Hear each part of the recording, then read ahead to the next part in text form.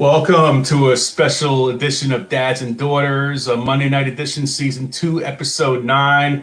With Jenna here, usually we have Lovey and the babushka. Lovey just had her senior pictures earlier and has had a rough day. We've all had those rough days mentally. Sometimes we have those awful days, right, Jenna? But thankfully, we have Jenna here to fill in. And actually, the topic of tonight is around mental health awareness. And I want to talk a little bit about some of our guests tonight, but I also want to plug doing a special fundraiser next month with Irish Mickey Ward. I'll be doing a punch-a-thon up in Lowell, Massachusetts. So you'll see some exciting footage next month, raising money for Team Mickey Ward charities as he's helping me prepare for a 3-round exhibition with Jerry Cooney. Who do you think is going to win, Jenna? What? Who's going to win the fight between Daddy and Jerry Cooney? Not you. Not me. Well, we got to work on that. But so I've often shared my own struggles. By the way, I got to plug Giant Damon drink A Game drink launched this week. Excited about that. So thanks for sponsoring the show. I've often shared my own struggles with my girls about some of the injuries I had playing professional sports in college and dependencies that I've had with alcohol, painkillers, steroids.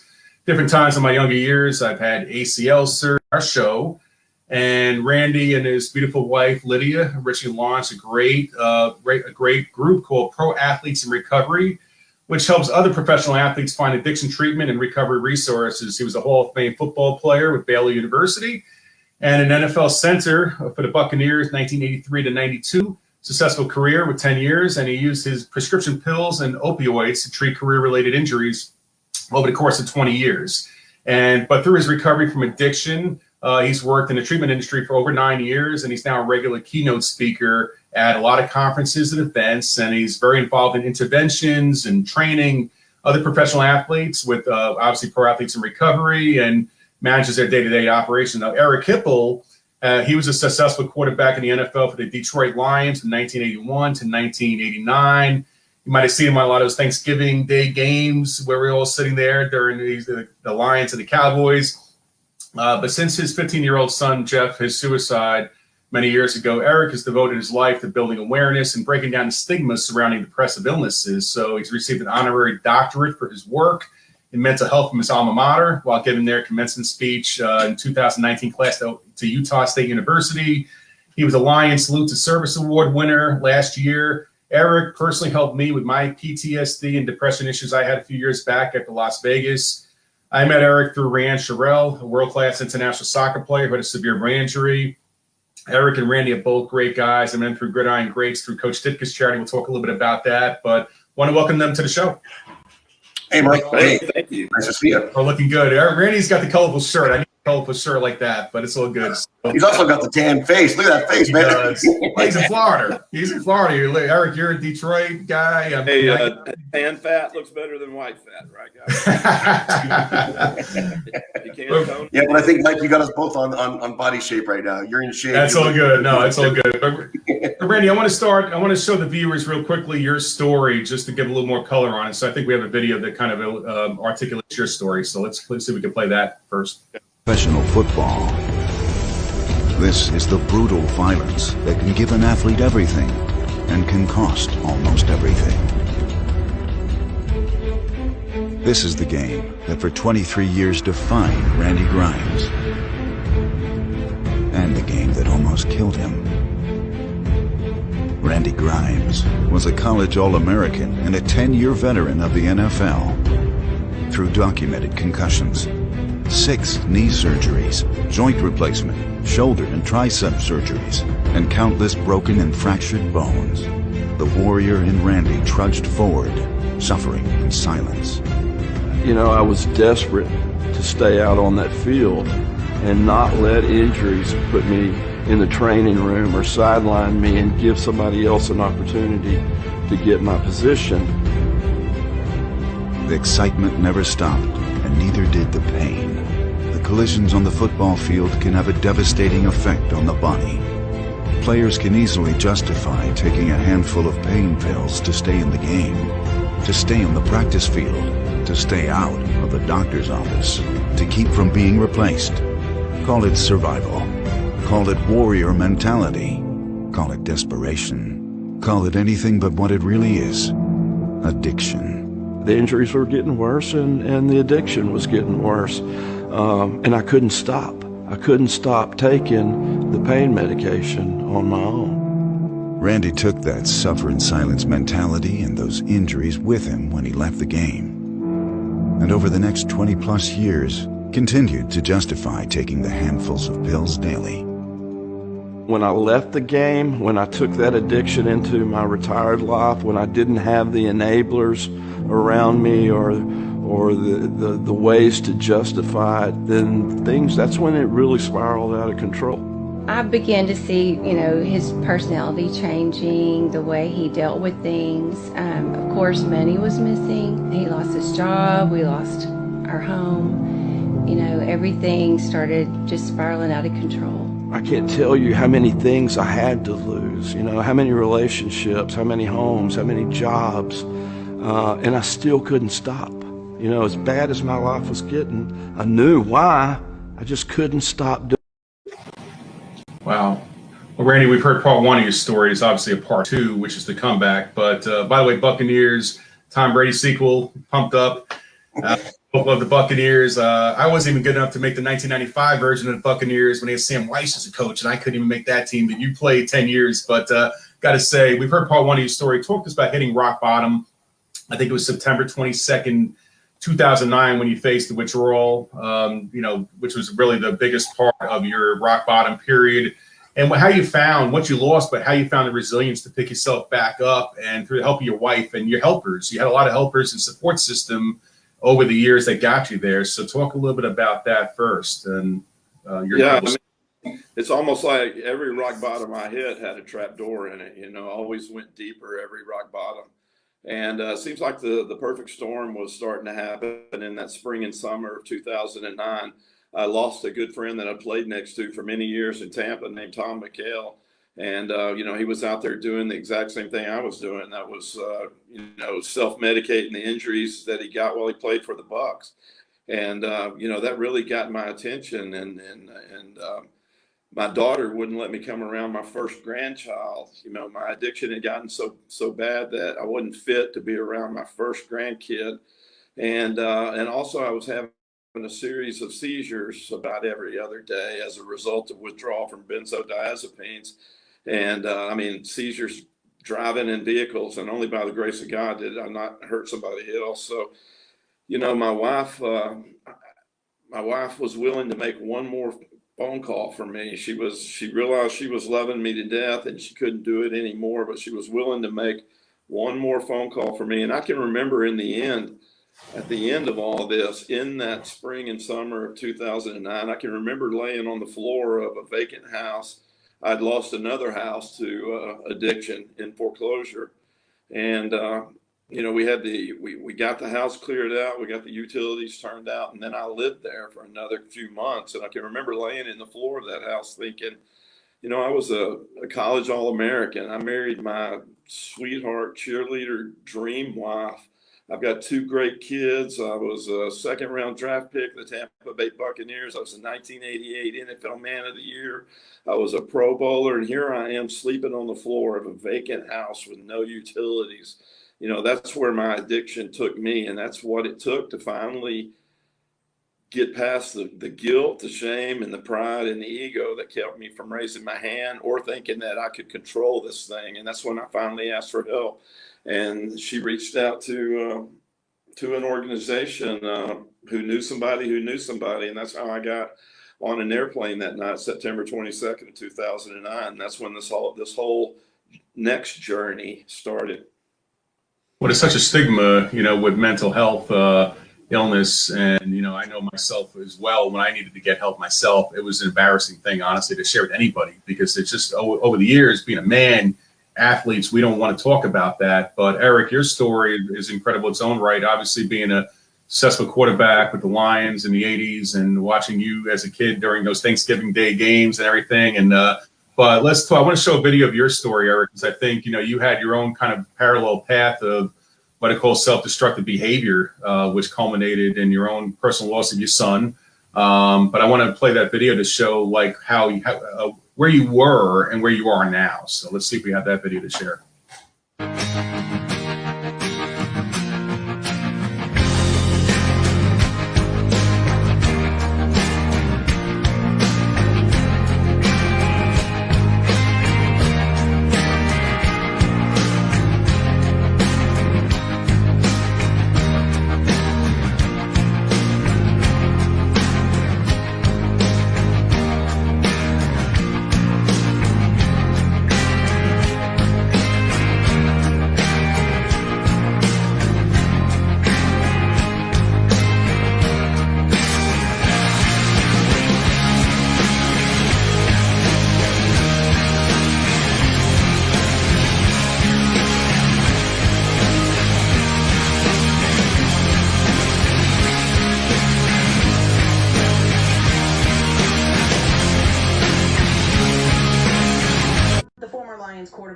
open about his own battle with depression and the drugs and alcohol he abused in an effort to self-medicate the pain. Following the suicide of his 15-year-old son, Jeff, in April of 2000, Hipple hit rock bottom when he was arrested for suspicion of driving under the influence in 2003. Yeah, I didn't think I was going to make it through it, to be honest with you. There's times when just it was tough, and a lot of self-medicating, trying to struggle through that. After finding clarity and purpose, Hipple's first military outreach began when he served as the keynote speaker at the 2009 Department of Defense Suicide Prevention Conference in San Antonio. Since then, his work has focused on improving the mental fitness of active military and veterans to help improve their quality of life. When we leave our sport and leave the military, there's a lot of transitional issues there. Stuff like, identity, the loss, the support systems all kind of go away. And there's that moment of, kind of grayness of like, what do I do now? In a remarkable twist of fate, Hipple has gone from throwing touchdown passes to preaching hope, something he feels equal parts compelled and humbled to do. Eric, incredible story, and obviously you helped me during my time of need as well, and that's what you do is really give back, and that's why you got the Lions Salute Service Award last year. But mental health illness obviously can take hold of one's thoughts and processes, lead to a pattern of self-destructive behavior. Talk about your own behavior, which kind of drove you to the brink of where you felt there was no hope. But how did you get back? Kind of similar to what Randy did in terms of, was it your support system, or what was it in you that helped you to kind of take that next step? Well, actually, the transition of when you leave the game, and by the way, Randy is such an incredible person to do what he did for so many years at that position, which is really the position that controls the game as a center, and to do it so toughly and so smartly, and yet still end up where he was, but finally got the help. My hat goes off to him every time. He's an incredible human being. But so for myself, that transition was a tough one, leaving the game. All your support systems, your identity, all that stuff is all, is all there, and then it's just ripped away and it's gone. And so I struggled, I was starting a business, it was doing well, but I struggled before, I lost my son. And maybe that's one of the reasons why I wasn't unable to see what was happening with him. But surely, after he took his life, he was age, 15, he had about every symptom that was there. And that self-medication, I just didn't want to live, but I knew I couldn't take my life because of how it makes other people feel. And I know that now. And so I couldn't do that. And so I just tried to stay as numb as I could with whatever I could get my hands on. And I guess my low point for Randy was, in that house. And for me, it was, looking through the bars of a jail and saying, I don't want this. What can I do? And so when I got out, I started looking for answers. And I ended up at the University of Michigan Depression Center, which was a place I actually went for a lunch and learn, but I ended up getting treatment there. But more than anything, this whole idea and, the stigma around it, around mental health, we don't talk about it because of the stigma, but how do you know what's going on if you don't talk about it? And that was the biggest eye-opener for me, was all of a sudden realizing there's a name to it, there's symptoms, there's a chemistry behind it, and all that stuff, and says, oh my gosh, that's me, that's what I have. And not only that, that's what my son had. And so striving to break free of that, I got treatment, started reaching out, started looking, what can I do to make a change? How can I help other people? Because I can't be the only one in this. And that's how you feel. You feel alone. You feel like you're the only one going through something. And find out that I'm not alone and there's others going through it. I wanted to give back and see if I couldn't reach out and help others and help defeat the stigma, but also find better ways and easier pathways to treatment. Well, you also help veterans too. I think that's something I was talking to David Wells, former Tigers pitcher, as well as Yankees pitcher, a lot of other teams. But David has his own organization, Perfect 33 Foundation, helping veterans in the transition from civilian life and some of the struggles they have. I know, Eric, you dedicated your life to that. But I want to talk for a minute about Coach Mike Dick. He's the guy that brought all three of us together. And I've been fortunate to know, you've known Coach a lot longer than me, but I've known him for a good 10 plus years. And Gridiron Greats, Shannon McGrath-Jordan and Karen Wright, and all the great work they do. And after the Impact Fund and all the great stuff. And Coach Dick has been dedicated to helping retired players with traumatic brain injuries and just some of the mental health issues as well. So talk a little bit about what Coach Dick has meant to you guys and how we all kind of came here together, because I think that's an important part of the story. Well, it's almost like it took somebody like Coach Ditka to bring the awareness to the public of what was going on, and even Eric has helped me in a lot of ways.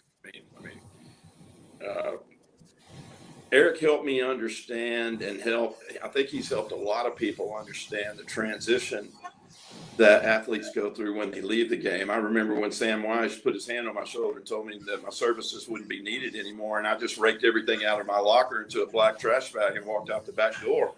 And Randy Grimes, the football player, didn't exist anymore. And, it was that fueled, that was pouring gasoline on an already raging fire, which was my addiction. So, it was a long time. It was not until I got into treatment that I finally grieved the death of that career, of that person. I allowed football to become who I was instead of just something I was good at.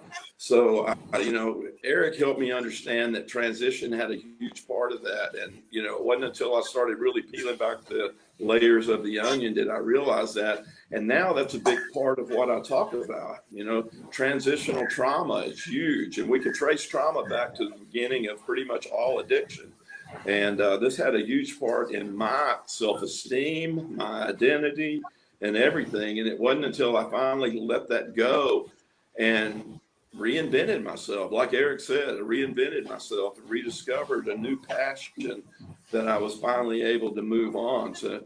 And Coach Ditka's had a lot to do with that. He's brought awareness to it with not only the concussions, but he's with addiction.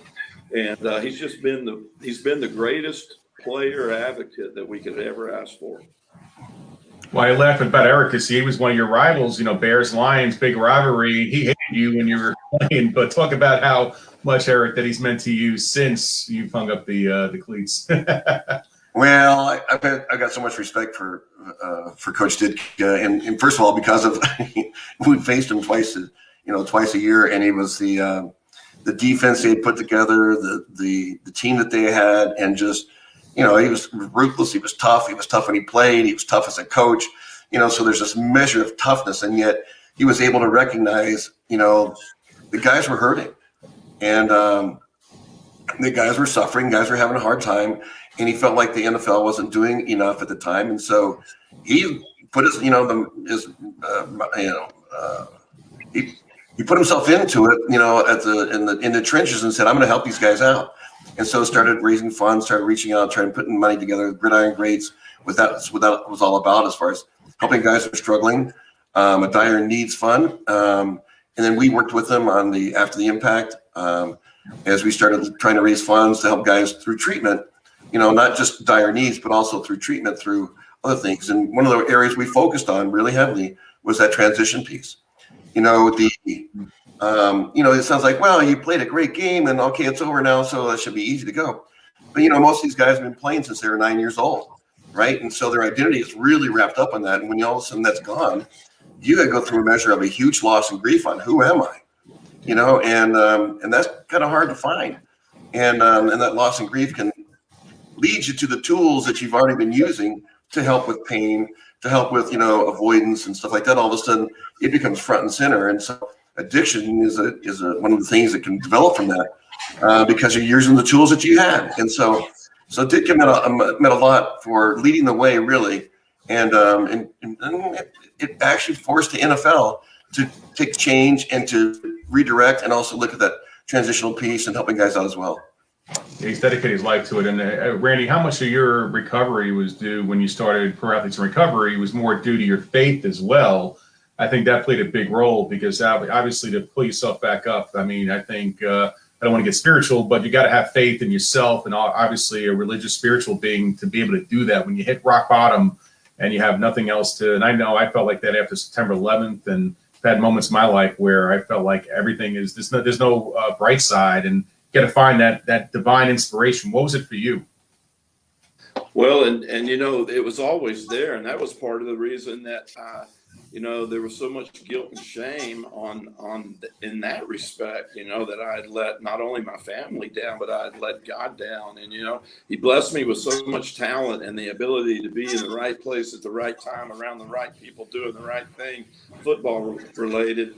And, you know, this addiction that I had when I played for the Bucs progressed to the point to where the last 2 years of my career, I was playing in complete blackouts, you know, making all the line calls, getting guys going in the right direction, changing blocking schemes, doing all of this in a blackout.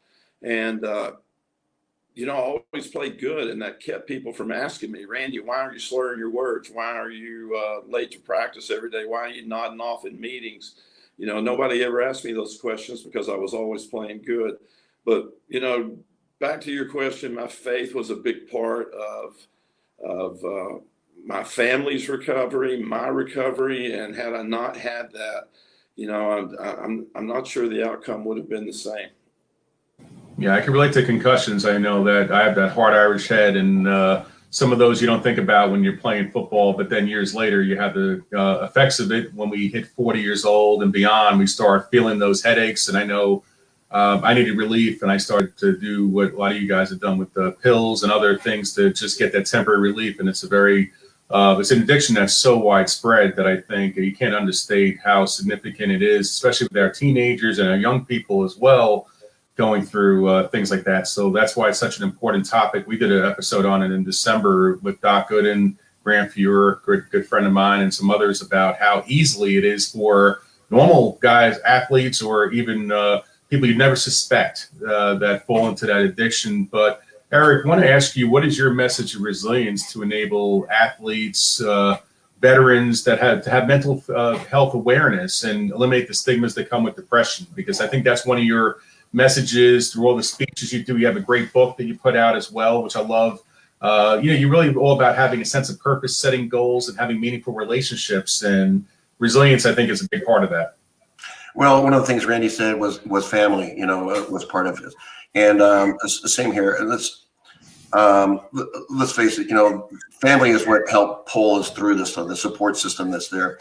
You know, the better the support system, the better off it is. And let's face it, I know Randy did. I know I did. I'm not sure about you, Mike, how much you put people through, but I put people through a lot of stuff. And the fact that they survived, they stayed there and hung in there and waited for me and helped me through it, you know, made that happen. But part of the resilience is having a support system. Part of resilience is having knowledge of what the things that are happening to you, so you can wait them out, so you can understand them, so you can say, this isn't the end of me. This will pass, you know, so just give me some strength to get through. Part of resilience is hope. The fact that, you know, this is a continuum. Mental health, or I'll say mental health, but it's a continuum. It doesn't mean that when things are going bad today and they're tough, right? Or you might even face a mental illness, but that doesn't mean that it's the end of the story. It means that there's treatment available. It also means that recovery is possible. It also means that, you know, let's detach a diagnosis away from what mental health is and call mental health what it really should be, which is the sense of well-being on who you are. I feel good about who I am. I can have good relationships. I can, you know, handle, you know, normal stresses, you know, and I can be productive and part of my community. That's what it is. It doesn't matter if I have a diagnosis or not. And so let's get to that point. That way everybody's combined and everybody's a part of it. The other thing about family and Go ahead. The other thing I was just gonna say, the thing about family and Mike, you know, dad and daughters, I think is fantastic. My youngest daughter, I've got 3 daughters, and my youngest daughter, who she was in the next room when my son died, and she had a lot to overcome and right through it, and I wasn't in the position to really help her out during the time, but she survived. She became resilient. She ended up graduating from college with honors, and she's now a therapist, and so she's a licensed master social worker, and trauma is her thing, and so so I'm really proud of that daughter, you know, and it's really cool that she's able to survive and go through that. But she was one of my biggest supporters through all this stuff. So fantastic. Well, Kelly's not here, of course, was part of the show, and I, you know, want to let the viewers know that, you know, today she had a rough patch, and, you know, there's good days and you have bad days, and when you have the bad days, you just got to kind of deal with it. It's no stigma attached to it, and it's I think it's important for the viewers to understand that that's a common thing. I have my bad days too, where I don't want to get out of bed. I think we all have that. So I think understanding that, being aware of it, and helping to manage it, setting goals and kind of improving. And look, stuff happens. And Kelly's done a lot of work on advocacy with mental health awareness and inclusion, and helping special need kids like herself. And And there's some days where she needs her own help. And I think that's important. I think all of us that are helpers, we need our own help sometimes. I need help sometimes. So, but I want to I know we're running short on time, but Randy, last thing about Pro Athletes in Recovery, want to talk a little bit more. Can you talk a little bit more about the organization, the website, and how people can be more of a part of that? And Eric, I want to share the great work you're doing as well. I think everybody can look at your website and see the incredible work you've done over the years as well. But I want to obviously give Randy a little piece to talk about Pro Athletes in Recovery. It's such an incredible organization. Yeah, like I said, when I came into treatment back in September of 2009, there was no resources out there available for former NFL guys as far as substance abuse, mental health issues. So, you know, I can remember sitting at a picnic table one day in the middle of the treatment center that I was at, and you know, I couldn't get control of myself. I was sobbing uncontrollably because it was the first time that I had ever had to deal with the huge wake of destruction that I left back with my family, and I had to do it sober. And I can remember thinking that, you know, if this is what being sober feels like, I don't want to have any part of it. And it was like at that very minute, I had this spiritual awakening, this burning bush moment where somebody came up behind me, not literally, but I felt weight and warmth on my shoulders. And it was like somebody draped a quilt around me. And I can remember just having this overwhelming feeling of confidence that I could do this, but then I also had to make it mean something. So that was kind of the birth of Athletes in Recovery. I knew that I wanted to do something for guys that I knew were just like me, like Eric said, because of guilt, shame, ego, whatever, pride, were not raising their hand and asking for help. And I wanted to get in front of those guys. I knew they were out there. I knew there was other Randy Grimes and Tom McHale's out there.